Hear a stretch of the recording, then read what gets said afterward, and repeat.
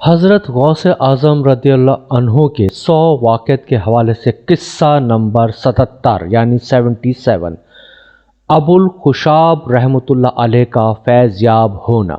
سماعت کیجیے۔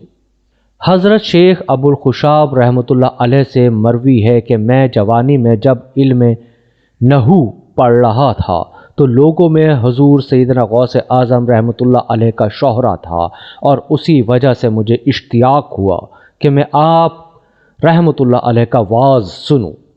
ایک مرتبہ میں کچھ لوگوں کے ہمراہ آپ رحمۃ اللہ علیہ کی مجلس میں کچھ دوستوں کے ہمراہ حاضر ہوا۔ آپ رحمۃ اللہ علیہ نے میری جانب توجہ کرتے ہوئے فرمایا، ہماری صحبت اختیار کر لو۔